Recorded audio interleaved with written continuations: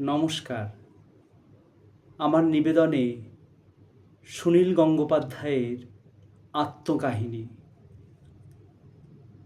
রোজ সকালে শুয়ে শুয়ে ভাবি উঠি কি না উঠি, সামনে টেবিলে চায়ের পেয়ালা, সেঁকা পাউরুটি, সতেজ কাগজে পরিচিত ঘ্রাণ, চেনা সংবাদ, বন্যা মন্ত্রী, শান্তির বাণী, শরিকি বিবাদ। জানালার পাশে এই সংসার দিল তার ডাক, থাক আলস্য, এবার তাহলে উঠে পড়া যাক। গত রাত্রিকে বিছানায় ফেলে বাইরে এলাম, চোখে মুখে গায়ে পৃথিবী লিখল সূর্যের নাম। সে নাম থাকবে সারাদিন ধরে চিহ্নের মতো, যেন আমি এই জীবিকার পথে ঘুরি ক্রমাগত।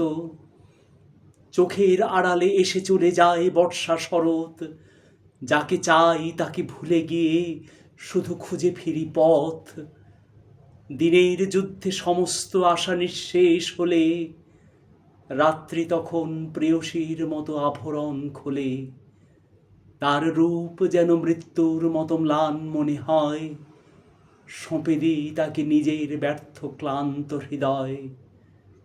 শুধু মনে মনে প্রার্থনা করি অস্ফুট স্বরে, নতুন দৃশ্য ঘুম ভেঙে যেন দেখি কাল ভোরে।